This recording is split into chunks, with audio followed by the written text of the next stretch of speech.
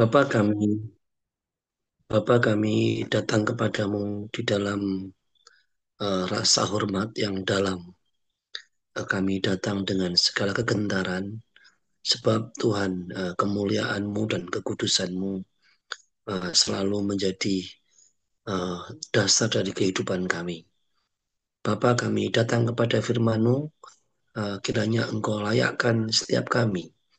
Engkau kuduskan hati dan pikiran kami, agar kami dilayakkan untuk semakin dalam mengenal Engkau. Kami boleh semakin melihat betapa Engkau pribadi yang begitu indah, pribadi yang begitu luar biasa, yang menyatakan kasih setiamu kepada setiap orang yang berseru akan namamu. Berkati setiap kami Tuhan, dan biarlah Roh Kudus-Mu berbicara di tengah-tengah kami. Di dalam nama Kristus Yesus Tuhan kami berdoa dan mengucap syukur. Haleluya. Amin. Selamat pagi Bapak Ibu, Shalom semuanya. Halo, selamat pagi, Pak.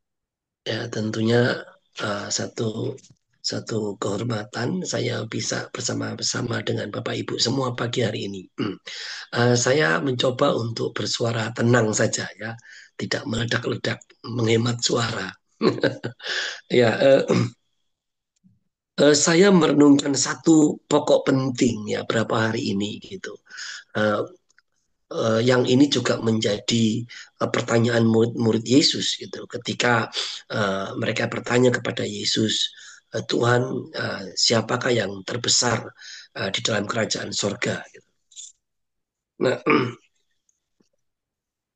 ini satu satu pertanyaan yang penting karena bahkan pada zaman Yesus pun murid-murid sangat ingin tahu ya, sangat ingin mendapat jawaban. Siapa yang terbesar atau siapa yang paling menonjol, siapa yang paling layak, begitu.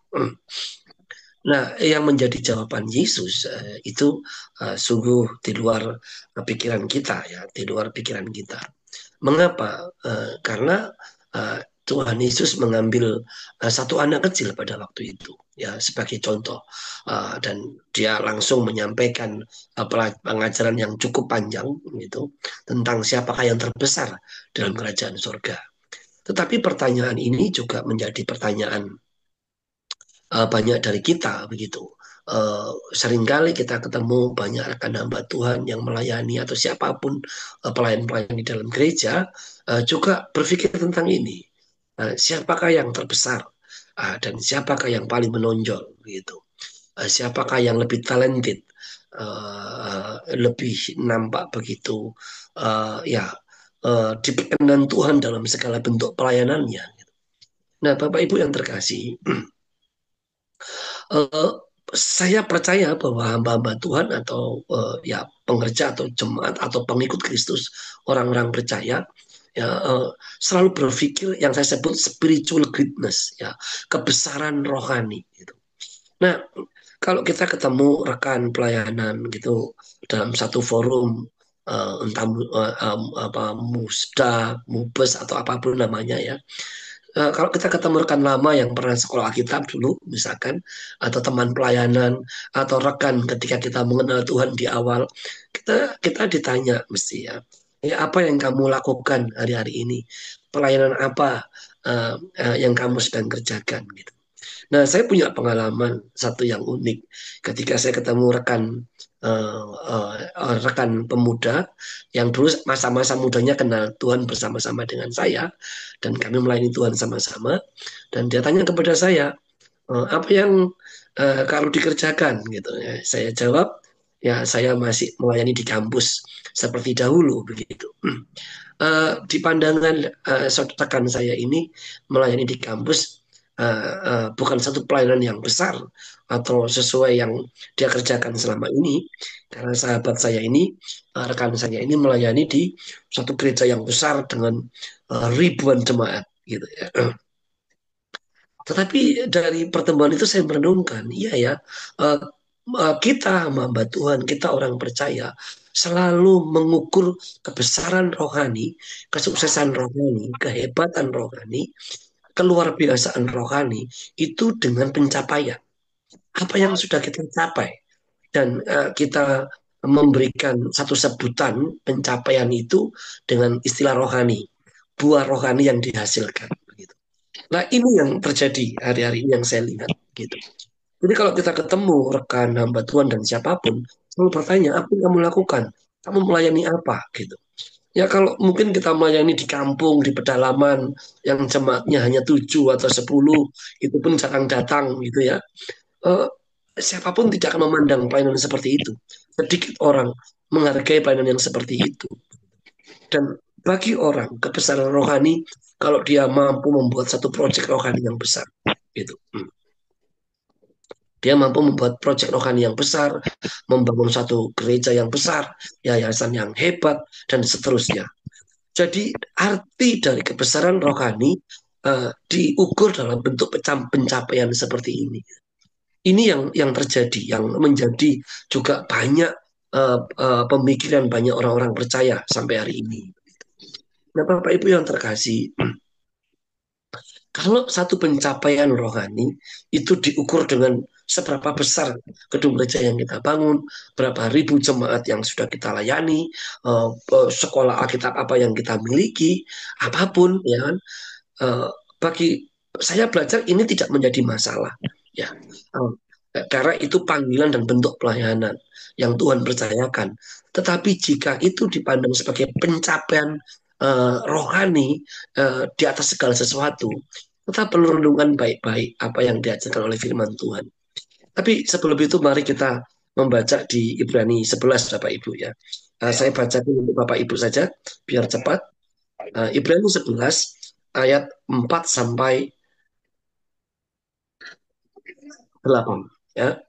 Saya baca dengan itu. Ibrani pasal 11 ayat 4 sampai 8. Karena iman Habel telah mempersembahkan kepada Allah korban yang lebih baik daripada korban Kain.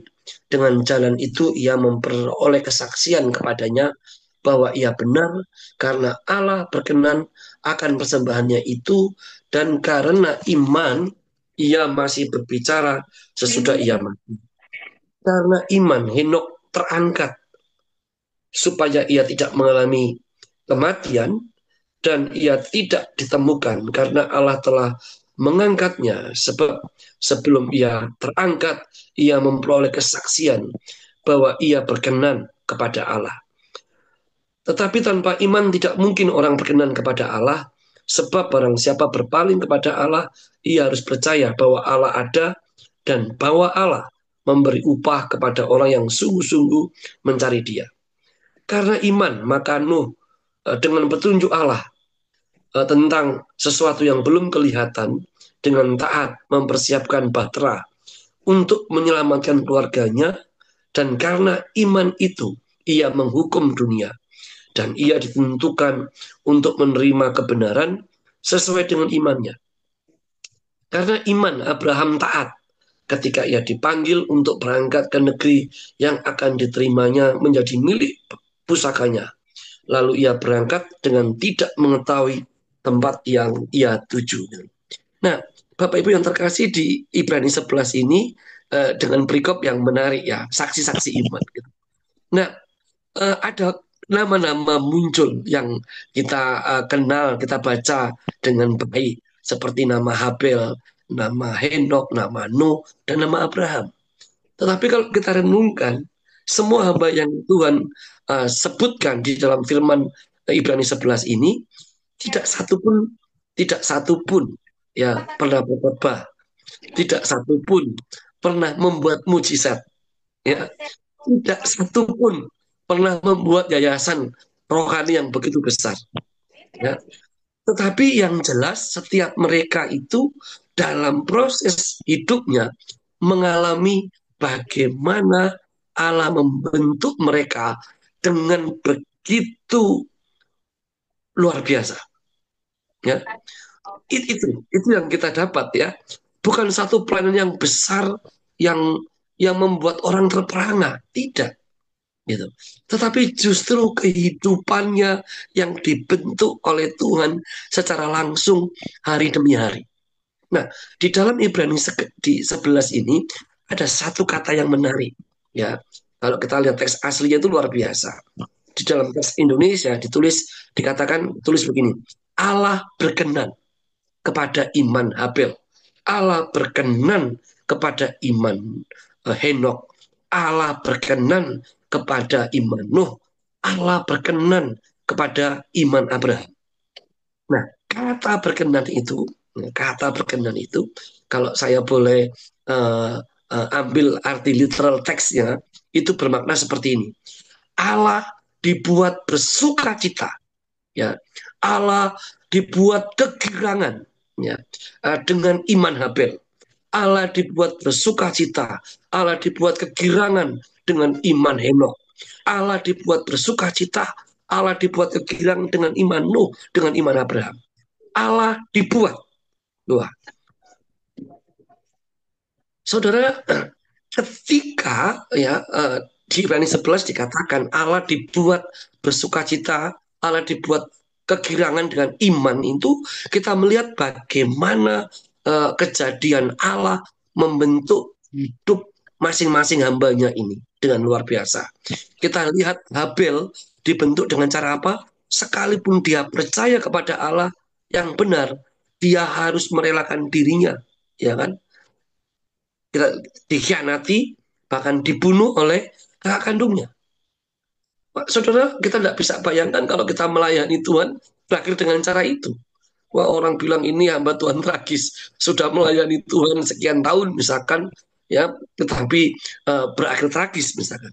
Kita melihat Henok 350 tahun hidupnya, Alkitab mencatat, dia hanya bergaul dengan Tuhan. Saya tidak bisa bayangkan kalau kita setiap hari untuk disiplin dengan Tuhan, dengan semua kesibukan kita, ya. Tetapi dikatakan Henok bergaul dengan Tuhan, ya, bergaul dengan Tuhan begitu erat di dalam teks ini, ya. Henok tidak terpisahkan dengan Tuhan, ya. Wah, saya senantiasa merenungkan bagaimana Henok ini bisa begitu dekat dan erat dengan Tuhan, tak terpisahkan dengan Tuhan. Sementara dia juga sama seperti hamba-hamba Tuhan yang lain yang mengalami proses rohani yang tidak mudah. Sekalipun Alkitab hanya mencatat 5 ayat, 6 ayat, ya, di Kejadian tentang Henok gitu. Nuh kita lihat mendapat misi yang mustahil, dia tidak membuat mujizat, dia tidak berkhotbah, tapi dia dipercaya Tuhan dan dia mentaatinya, ya, membuat Batra di tengah sekian ratus tahun. Kita tidak mencatat, ya, kita mungkin harus lihat data artefak yang lain berapa ratus tahun Nuh ini membuat Batra. Tetapi kita tidak bisa bayangkan ketika Batra itu dibuat ketika musim kemarau misalkan. Apa kata dunia? Ejekan apa? Penghinaan apa yang dia terima? Tetapi Nuh setia. Dan dikatakan Allah bersuka cita. Allah kegirangan dengan itu. Gitu. Sama dengan Abraham. Alkitab mencatat Abraham taat ketika Allah mengatakan kamu harus meninggalkan Ur Kasdim ke tempat yang ia tidak tahu kemana ia tuju. Ya. Tapi dikatakan Allah dibuat bersuka cita, Allah dibuat kegirangan, ya, dengan iman mereka, dengan kehidupan mereka, dengan bagaimana respon mereka ketika Allah bekerja membentuk mereka. Bukan seolah-olah bukan seperti apa yang mereka capai dan apa yang mereka buat. Tidak, gitu loh. Tetapi Allah dibuat bersuka cita, Allah dibuat kegirangan dengan respon hidup mereka ketika Allah membentuk hidup mereka. Saudara, seseorang bisa membangun gereja yang besar, bisa dipercaya Tuhan untuk meraih ribuan orang untuk dimenangkan. Tetapi pertanyaan satu, apakah orang-orang ini juga mengalami bagaimana dia meresponi, ya, setiap pembentukan Tuhan dalam hidupnya, ya, sehingga ketika responnya itu adalah respon yang rohani, sehingga pembentukan Tuhan mengubah hidupnya, Allah dibuat kegirangan, Allah dibuat bersuka cita. Saya masih ingat ketika satu firman mengatakan di mana satu orang dimenangkan, seluruh malaikat di sorga bersorak-sorai bersuka cita. Saya merenungkan ayat ini, mengapa malaikat Tuhan bersorak-sorai, seluruh komunitas kerajaan Allah bersuka cita? Ya, apakah karena perpindahan itu atau karena apa? Ya, tetapi kalau kita melihat ada satu respon rohani ketika orang meninggalkan manusia lamanya menuju kepada Allah yang hidup dan diubahkan menjadi manusia baru. Itu Allah berkenan, bahkan seluruh malaikat surgawi sukacita, bersorak-sorai. Gitu. Bapak Ibu, yang membuat kita berkenan di hadapan Tuhan, yang membuat Allah kita bersukacita, bukan hanya soal pencapaian dalam pelayanan, ya, ya, tetapi soal bagaimana dalam hidup kita terbuka seluas-luasnya untuk Allah itu membentuk kita sampai akhirnya, gitu loh. Ada beberapa anak rohani itu bertanya kepada saya, sampai kapan Allah membentuk saya? Saya katakan, sampai akhir hayat hidup kita. Kita terus dibentuk untuk semakin disempurnakan. Ya, kita dibentuk untuk semakin disempurnakan menurut gambar Tuhan, serupa dengan Tuhan Yesus. Ya, itu yang membuat Bapa kita itu disukacitakan, dibuat kegirangan, membuat dia bersuka cita. Kenapa? Karena ada satu perubahan yang dinamis, yang terus menerus. Nah, kalau kita membaca di Wahyu 3 itu Tuhan menegur ya tentang kasih yang suam-suam, kasih yang suam-suam kepada Tuhan. Ada satu seperti perbandingan bahwa kasih kita kepada Tuhan hari ini, respon kita kepada Tuhan hari ini tidak selalunya sama uh, ketika kita meresponi Tuhan saat pertama kali kita bertobat atau saat pertama kali kita menyerahkan hidup kita kepada Tuhan. Ya. Nah, sampai ada satu perjalanan hidup yang panjang yang membuat kita bukan semakin menyala-nyala untuk Tuhan, tetapi membuat kita semakin suam-suam. Dan itu bisa terjadi. Ya. Jadi kalau hidup dalam konteks seperti itu, dalam level seperti itu, tentunya membuat Allah bersedih. Gitu. Kenapa? Karena respon kita kepada kebenaran rohani, respon kita kepada pembentukan yang Tuhan tujukan kepada kita, itu tidak mendapat ruang yang seluas-luasnya dalam hidup kita. Gitu. Bapak Ibu masih ingat ya, masih ingat uh, uh, peristiwa Maria ya, Maria yang duduk diam ya, dan saudara perempuannya yang begitu sangat sibuk ya, sangat sibuk melakukan itu. Dan dia katakan, mengapa engkau begitu sibuk? Lihat Maria sudah mengambil bagian yang terbaik. Apa? Karena Maria ya memberikan dirinya ya untuk Tuhan bekerja ya melakukan satu proses pembentukan dan pelatihan rohani melebihi dari segala sesuatu kesibukan yang ada gitu. Ya, Bapak Ibu yang terkasih dalam Tuhan, uh, bagi saya tidak penting berapa orang yang kita layani, mau 2, mau 3, mau 5, mau 10, mau 100.000, tidak penting bagi saya gitu. Karena pelayanan itu bukan soal menjangkau jiwa saja, bukan untuk membuat satu sistem yang bagus saja, bukan untuk membangun suatu gedung yang megah yang bisa digunakan untuk kebutuhan jemaat yang lebih besar, bukan itu saja. Tapi apapun pelayanan yang Tuhan percayakan, selama itu membentuk hidup rohani kita, ini saya katakan, Tuhan dibuat kegirangan. Tuhan dibuat bersuka cita dengan apa yang kita lakukan. Apa yang menjadi respon kita kepada tangan Tuhan yang sementara bekerja melalui apa yang kita lakukan. Saya tutup dengan satu peristiwa.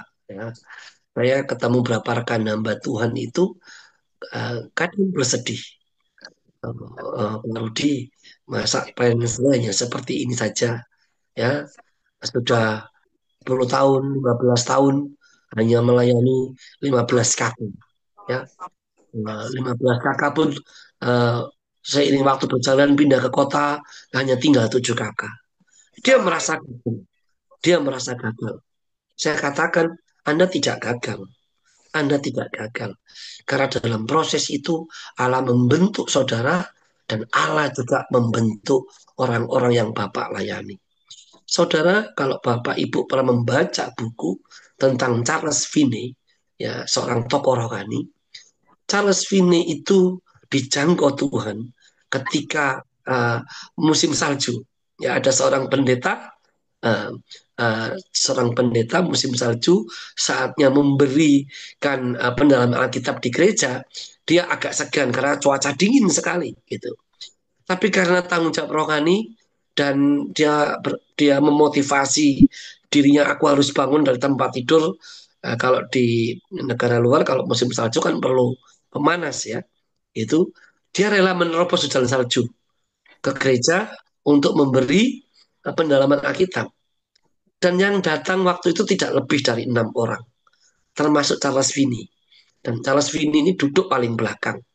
Tetapi Pak Pendeta ini dengan lemah lembut, tolong saudara maju ke depan. Dan pada waktu itu pendeta ini memberikan firman Tuhan seperti biasa.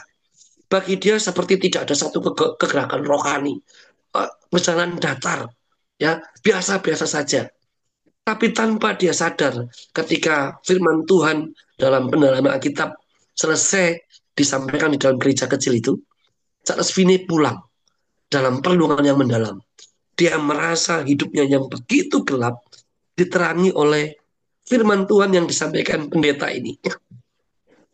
Yang untuk menyampaikan firman Tuhan harus mengalahkan dinginnya salju. Gitu. Di situ Charles Finney ini bergulat bergumul, tidak tenang hidupnya sampai dia sujud di dalam kamarnya dan dia berkata, Tuhan ini aku, bentuklah aku. Sejak itu dia punya satu semangat yang besar untuk belajar firman Tuhan, ya menghabiskan hari-hari waktunya di dalam doa, ya, dan kemudian dia pakai luar biasa. Nanti Bapak Ibu boleh Google ya Charles Finney gitu. Sama dengan John Sung, ya tokoh obor Asia, sama dengan Watchman Nee, semua dibentuk dengan cara yang unik.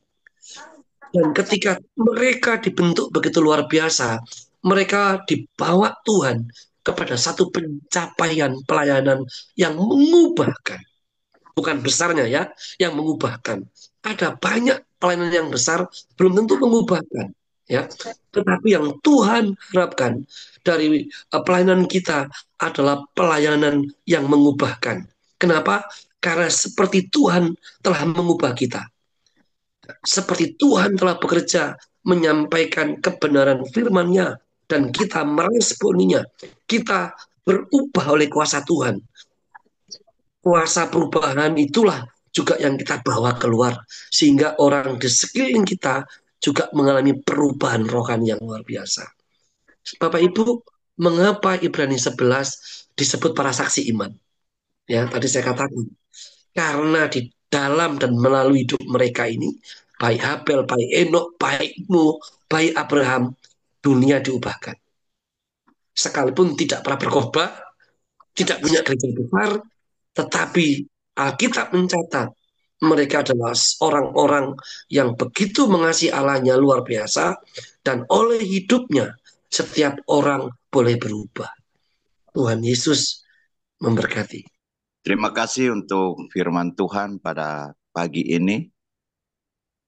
Firman yang begitu sejuk mengingatkan kehidupan setiap kami sebagai hamba-hambamu untuk tetap setia, taat, dan tekun untuk berjalan bersama dengan Tuhan.